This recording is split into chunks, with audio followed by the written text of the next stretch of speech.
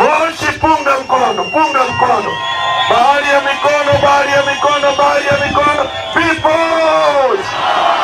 Peoples! No reform! No reform! Moshi, asante sana. Ninawashukuru sana Moshi kwa kujitokeza kwa wingi namna hii. Tumekuja kwenu kwenye operation ya chama chetu inayoitwa No Reform, No Election. Kwa nini tumeanzisha operation hii? Na kwa nini viongozi wote waliopanda hapa wamezungumza kuhusu uchaguzi, kuhusu uchaguzi, kuhusu uchaguzi, kuhusu uchaguzi? Sasa tusipokuwa makini na tusipoeleza vizuri, nchi hii inaongozwa kwa propaganda.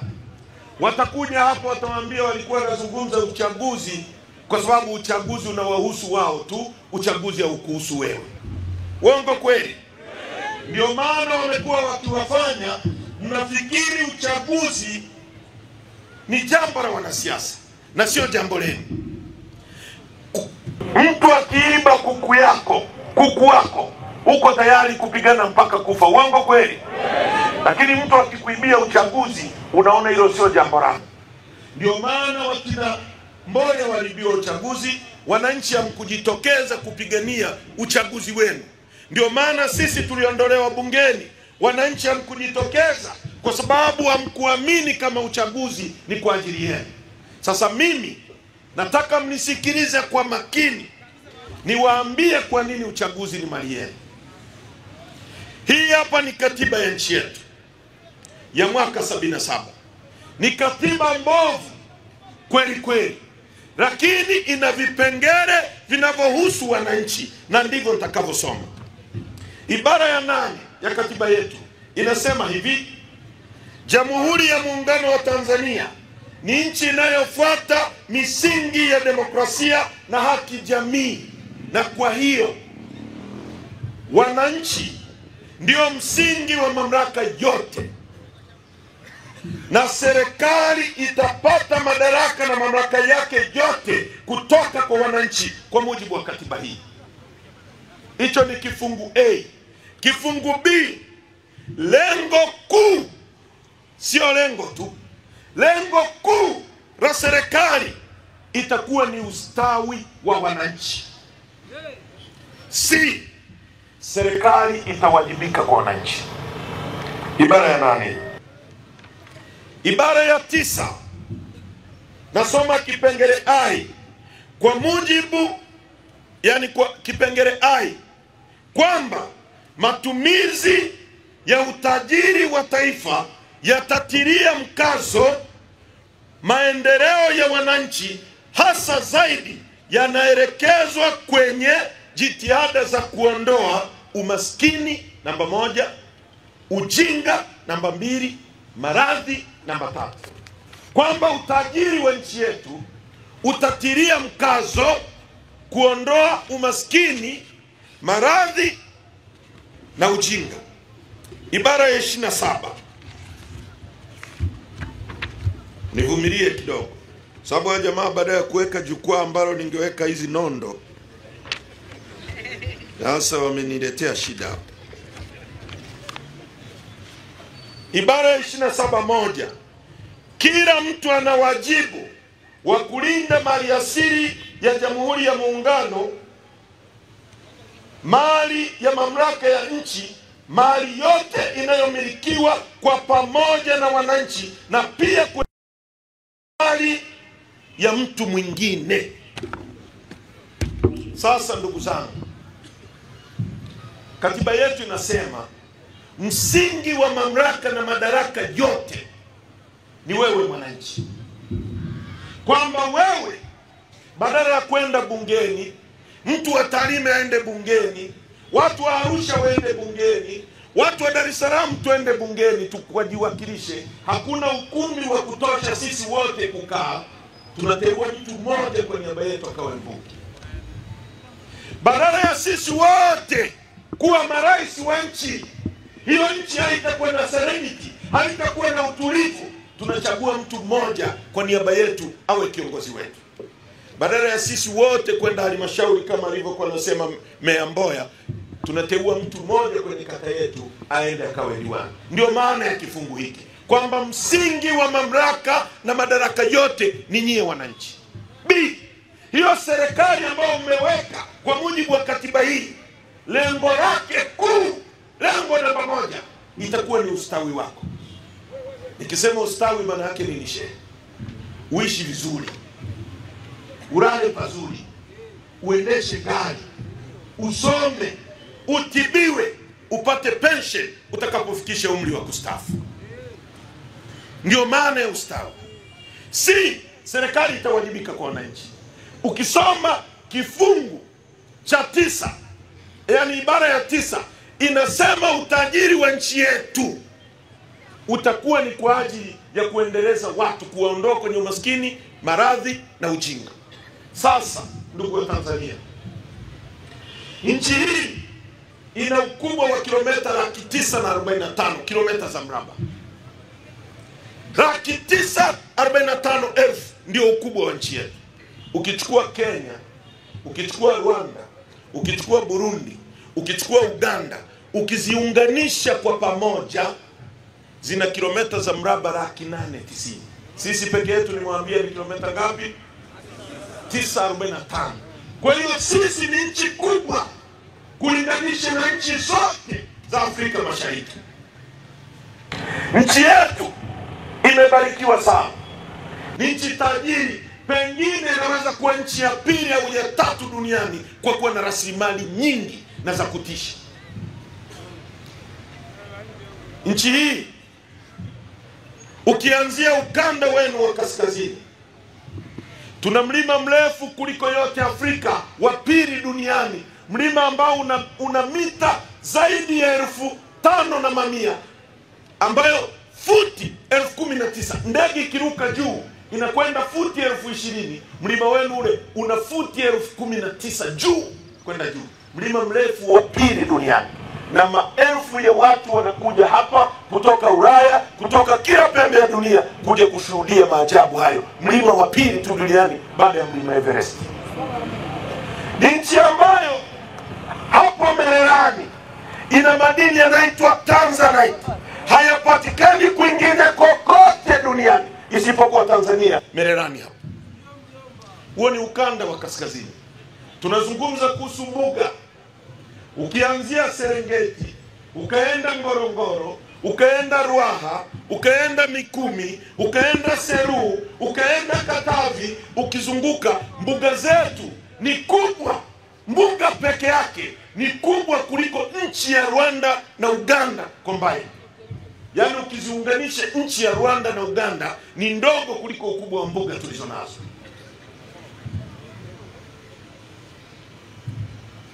Ni nchi ambayo ina ziwa pana kuliko yote Afrika, la pili duniani ziwa Victoria. Ni nchi ambayo ina ziwa lenye kina kirefu kuliko yote Afrika, la pili duniani ziwa Tanganyika.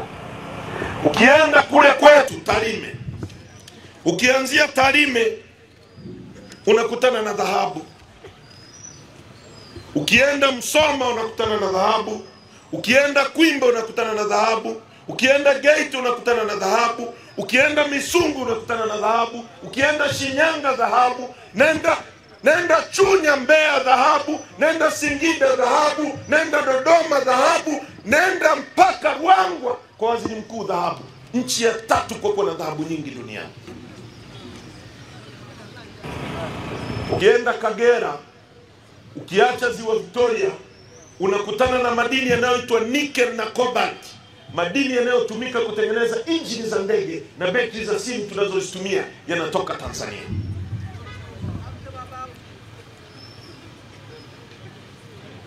Nchi hii ina madini ya urani, madini yanayotumika kutengeneza mabomu ya nyuklia na umeme wa nyuklia yanatoka Tanzania. Nchi hii ina gesi futi za ujazo trilioni 54.5.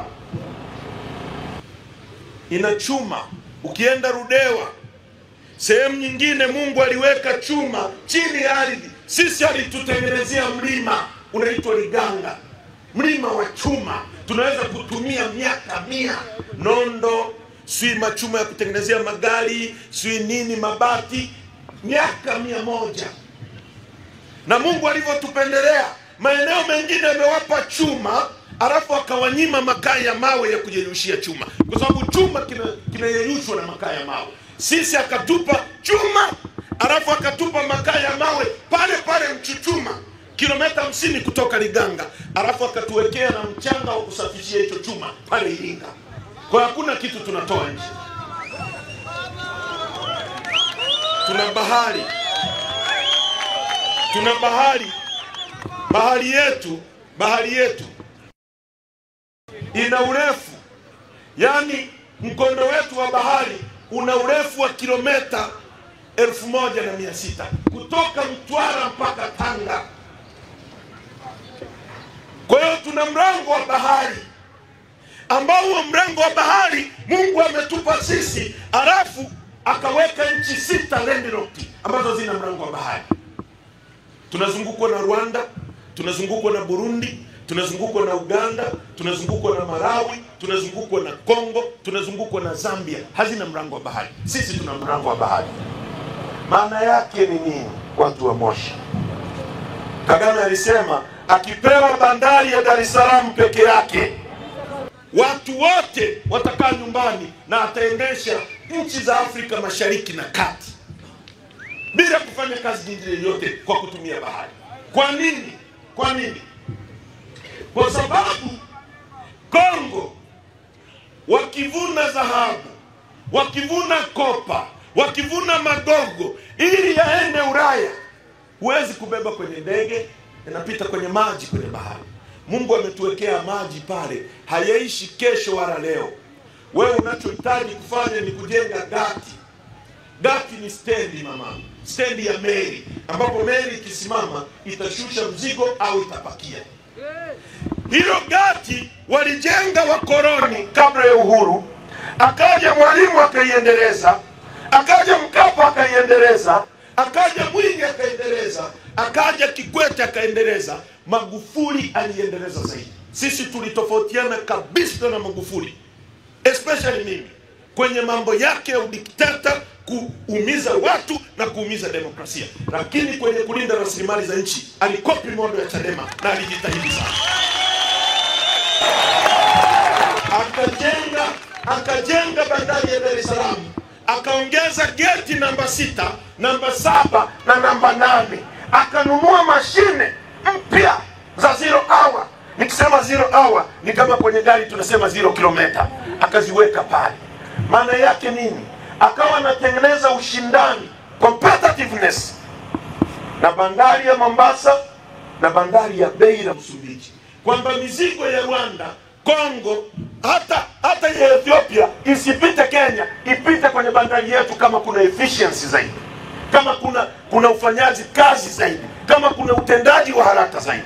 Kwa sababu meli zinakwenda pale, zinakaa, zinashindwa kushusha mzigo muda mrefu, wafanyabiashara wanapata hasara. Kwa hiyo yeye akawa anaboresha ili kuwepo na efficiency, kushusha mizigo kwa haraka, competitiveness, ili tu attract watu wengine wapitishe mizigo kwenye bandari yetu. Maana yake ni nini? Maana yake mtu akiiba, akaua, akafanya chochote kule Rwanda, akinunua gari, inapita kwenye maji yetu. Maji yametupa bure, tunapata fedha. Akinunua greda, inaenda Kongo, inapita kwenye maji. Maji yametupa Mungu bure, pesa inaingia Tanzania. Hiyo bandari, huyu mama alipoingia,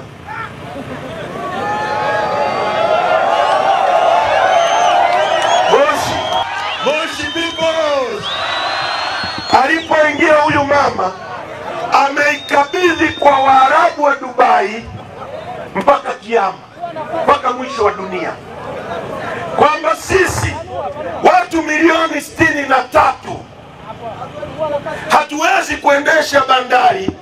Tunawapa Waarabu wako milioni 3 Dubai, milioni 3.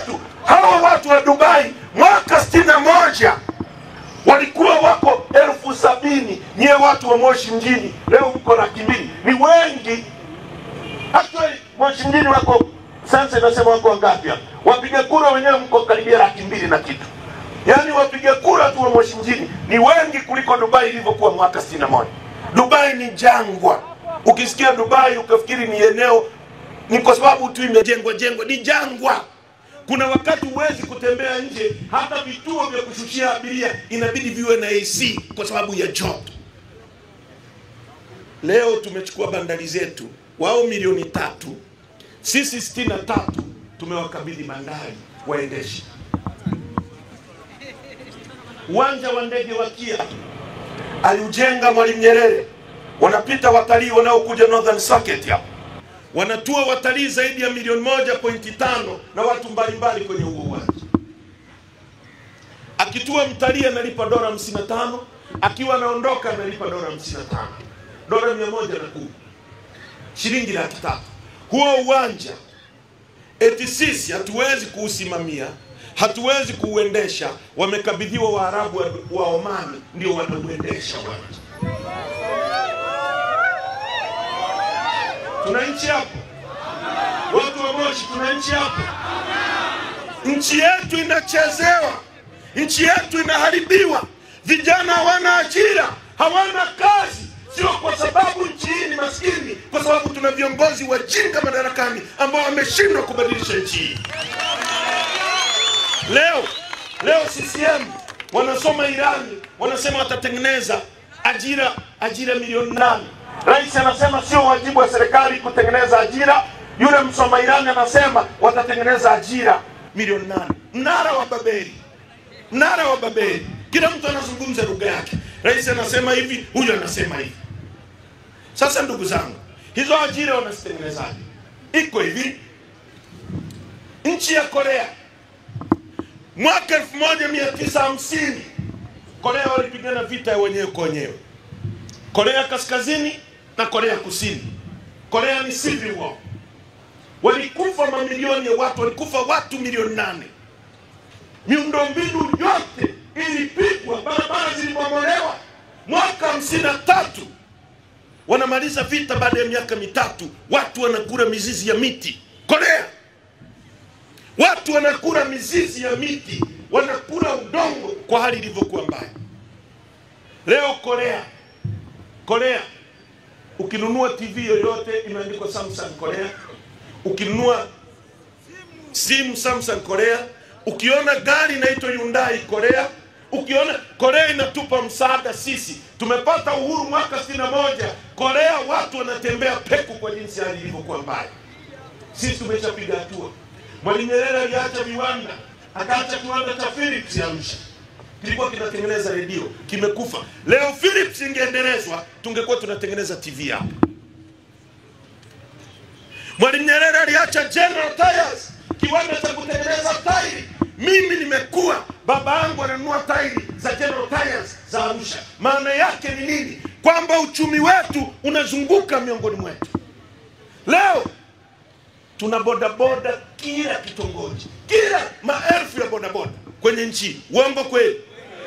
Tairi ya bodaboda ikiisha kule Chunya, au ikiisha Kemakolere, au ikiisha Ketagasembe kijijini kwetu nilikozaliwa, au hapa Moshi, pesa inatoka hapa inakwenda kwa juu China kuagiza tairi ya bodaboda.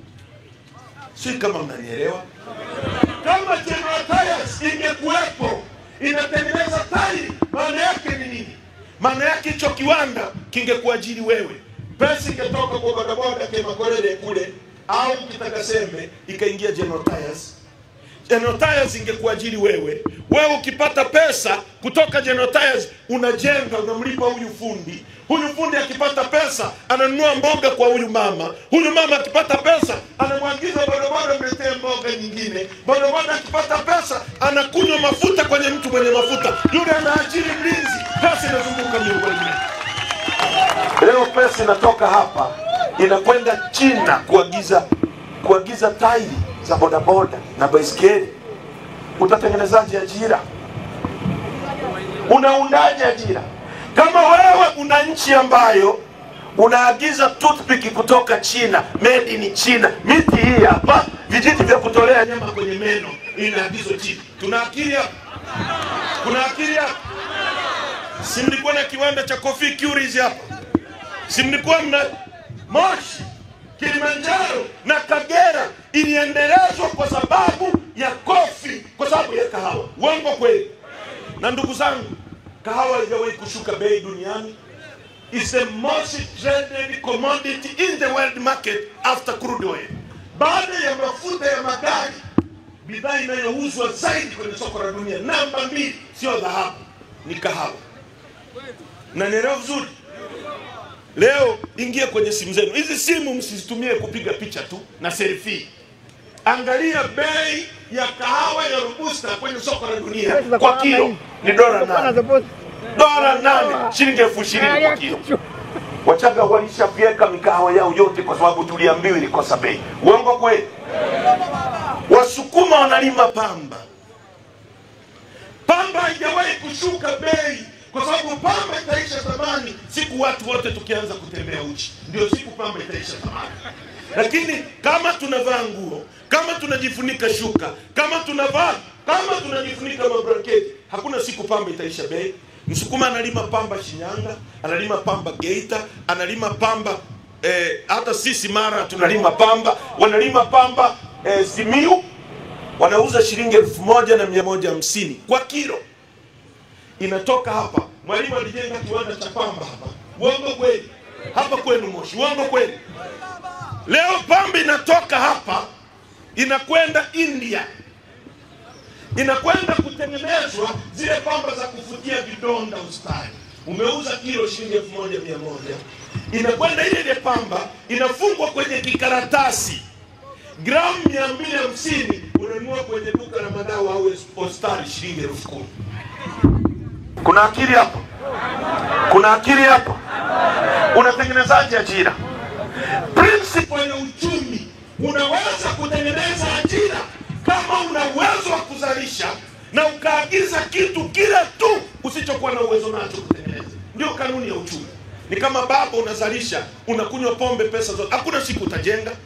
Au chukulia mfano wa mto na ziwa. Kwa nini ziwa linaweza kuwa na maji mengi kwa muda mrefu, alafu mto haui na maji? Unapitisha tu, hata ukifurika kwa muda, baadaye maji yanafanya nini? Kwa sababu mto unatumika kama conduit. Ziwa lina uwezo wa kushikilia. Hebu fikiria hivi. Nisikilizeni. Leo tuna migodi ya dhahabu kila sehemu nchi na vijana wetu wanaajiri. Ripoti ya CAG, mkaguzi na mdhibiti mkuu wa hesabu za serikali, mwaka jana amesema hivi: serikali ya Rais Samia imefanya matumizi yasiyokuwa na tija ya bilioni 571. Matumizi yasiyokuwa na tija. Sasa hiyo ametumia tafsida kuficha ukali wa maneno. Kwa mfano mimi naweza kusema naenda Msarani, badala ya kusema naenda wapi? Unaficha ukali wa maneno. Kwa hiyo ni kama mkaguzi amesema hivi: serikali ya Rais Samia imefanya matumizi ya kijinga bilioni 571. Sasa bilioni 1 ni milioni 1,000. Sasa migodi ipo, maeneo yapo, vijana wa Kitanzania wanaambiwa hawezi kuchimba kwa sababu hawana mtaji, wanapewa wa China. Fikiria hivi, tungeunda vikundi vya vijana 200 alafu tukawapa bilioni 1 au 200. Hiyo ni bilioni, ni vikundi karibia 571. Hivyo vikundi vikizalisha dhahabu, yani wakapewa eneo la kuchimba, wakizalisha dhahabu, leo kwenye soko la dunia dhahabu gramu 1 ni shilingi 300,000. Nikisema gramu nieleweni, ni ule wembe ukiuchukua ukavunja hivi, kale kamoja ulikovunja ndio gramu 1, shilingi 300,000. Sasa vijana wetu 200 tukaunda vikundi, tukawapa bilioni 1, tukawapa na maeneo yaliyotafitiwa na serikali yenye mali, tukamwambia chimbeni hapa. Huyu kijana wakitoa dhahabu, wakiuza wanagawana. Huyu atataka kujenga, atanunua simenti kwa mtu anayeuza simenti. Huyu atamwajiri kibarua, pesa itazunguka hapa. Huyu atanunua gari, atakuajiri wewe. Huyu atajenga library, au duka la madawa, atamwajiri pharmacist. Pesa itazunguka. Na ndio kanuni. Wajibu namba moja wa serikali ni kutengenezea watu wake uchumi ili wawe na uwezo wa kulipa kodi, kutengeneza liquidity kwa watu. Sasa leo Wachina wanapewa, wanachimba dhahabu, wanaenda kuuza na kujenga nchi yao, kwa sababu tunaambiwa hatuna mitaji ya kuwapa vijana wetu, lakini tuna pesa za kutoa goli la mama. Na nyie mnakaa vijiweni mnasema sisi Simba tumepata goli la mama. Mmerogwa nyie. Yaani nyie mmerogwa. Sio bure. Nchi inachezewa. Hakuna anayejali maisha yako. Ndio maana leo rais wa nchi Gwajima anazungumza kuhusu uhai wa watu. Badala ya rais amiri jeshi mkuu kutoka kuzungumza kuhusu maisha ya watu, anamshughulikia Gwajima. Na kauli ya rais ni hatari. Ndio maana Lissu, Magufuli aliposema amekasirishwa na Lissu, kesho yake Lissu alishambuliwa kwa risasi. Kauli ya rais ni kauli ambayo inaweza kuleta madhara makubwa sana. Inakuaje watu wanatekwa, mtu wa kwanza, mtu wa pili, mtu wa tatu, mtu wa nne, mtu wa 10, mtu wa 20 wanatekwa? Binadamu, ndugu zangu, halinganishwi na kitu chochote. Binadamu ni kiumbe aliyeumbwa na Mwenyezi Mungu. Gari tunayotumia hii ni wazo la binadamu mmoja. Ndege inayoruka angani ni wazo la mtu mmoja. Leo amepotea Deusdedit Soka, kijana wa miaka 25 wa Chadema. Amepotea Alphonse Mawazo, ameuawa. Amepotea Beni Sanani, amepotea. Tunazungumza Kipanya, amepotea. Juzi amepotea Kiswahili. Unajuaje kama Soka ndio angezaa mtoto mmoja akavumbua dawa ya kansa ikatuokoa wote duniani? Unajuaje kama leo Mdude Nyagali wa Chadema ameweza kuzaa mtoto akavumbua dawa ya ukimwi na akaokoa dunia nzima? Mimi nilikuwa kijijini miaka michache iliyopita, natembea shuleni miguu peku. Leo niko hapa na hutubia, maelfu ya watu wananisikiliza. Kwa hiyo uhai wa mtu usingeweza kulinganisha na kitu. Mtu aliyeniona miaka 30 iliyopita angefikiri mimi labda ningekuwa mchoma mkaa fulani vijijini. Na nikisema hivyo sio kwamba na wadharau wachoma mkaa. Nasema kwamba maisha ya mtu ni Mungu mwenyewe anayepanga. Unawezaje kuruhusu mtu anauawa kwa sababu ameandika kwenye mtandao? Tunachohitaji, tunachoomba kweli ni mtunge mkono. Tunaomba Moshi mtunge. Tubadilishe nchi hii. Tuna uwezo. Inakuaje ndugu zangu? Inakuaje nchi hii vijana wana ajira, lakini serikali ina pesa za kufanya fancy, matumizi ya hovyo, matumizi ya kijinga. Maisha ni magumu. Wewe unahangaika sokoni hapa, fundi anahangaika na jenga, kila mtu, wakulima wanahangaika wanalima. Ukivuna ndizi yako ukiingiza barabarani kuna ushuru wa serikali. Uongo kweli? Baada ya nusu saa hizo fedha zikiingia kwenye mfuko wa serikali zinageuka kuwa fedha za Samia, fedha za mama. Choo kikichimbwa hapo barabarani, choo kikichimbwa Moshi, mama ametuchimbia choo, kana kwamba kabla ya huyu mama tulikuwa twendi chooni. Sasa huyu mama anaogopa nini? Si anasema anakubalika? Ameweka mabango kila kona. Sisi Chadema tumesema tunataka uchaguzi huru na haki, tushindane kwa hoja. Huyu mama asimame hapa, Lissu asimame hapa, ipigwe dakika 90, wananchi muamue nani mnataka urais wetu. Saa 12 asubuhi atakuwa kwao Kizimkazi. Uongo kweli? Tunahitaji uchaguzi huru na haki. Ndicho tunachokipigania. Haiwezekani tena katika nchi hii tukaenda kwenye uchaguzi huru na haki. Tulikwenda kwenye uchaguzi wa mwaka 2020. Mimi nilikuwa mbunge. Wakatuondoa wote, wakaondoa wenye viti wa vijiji, wakaondoa madiwani, wakaongoza wote. Mwaka 2021 Mungu akamchukua Magufuli. Huyu mama akatuita baada ya kukaa na mwenyekiti Mbowe kwa miezi 8. Mimi nilikuwa miongoni mwa watu tulienda Ikulu. Akasema yeye ni Muislamu, hataki dhuluma. Akatuapia, akatuambia na kwenda kujenga nchi hata nikiwa rais wa term moja, lakini itabadilisha nchi. Akaja na mambo 4: rebuild, reform, resilience. akasema atatekeleza hayo mambo. Leo tunamuomba reforms alizoahidi, anaishia kumweka Lissu ndani. Akatuahidi hataiba uchaguzi. Mwaka jana nifanye nini? Maingira njoo. Huyu kijana, huyu wakili wa mahakama kuu ya Tanzania, huyu ni miongoni mwa wakili 56 wanaomtetea Tundu Lissu, na huyu amesoma sekondari, akaenda Ilevo, akaenda chuo kikuu cha Dar es Salaam, chuo cha kwanza nchi hii, akamaliza degree ya sheria, akaenda law school, akamaliza, ameenda kugombea kijiji kwao, anaambiwa hajui kusoma na kuandika. Na tuna watu wanaitwa usalama wa taifa wanachekea mambo haya. Mnachoma nchi moto. Hasira mnazopata. Leo hii tunaambiwa kwamba chuo kikuu cha kwetu namba 1 kinatoa graduate asiyejua kusoma na kuandika. Na maprofesa wapo kimya. Nchi gani? Mkwe wa rais Mchengerwa amekata wagombea wa Chadema 26,000. Alafu Mchengerwa anasimama anawatambia wa Tanzania, anasema yuko tayari kulinda nchi hii kwa gharama ya damu. Mchengerwa, wewe ulindi nchi hii kwa gharama ya damu, unalinda utawala wa mama mkwe wako.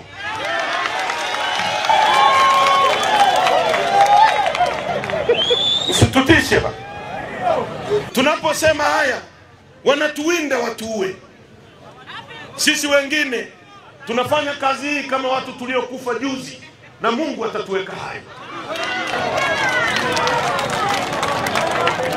Wanataka tunyamaze ili wauze nchi hii. Inawezekanaje?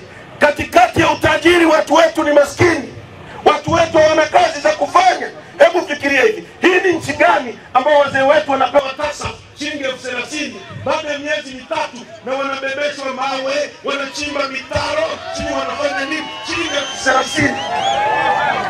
Sisi Chadema tumesema hivi, nisikilizeni watu wa Moshi.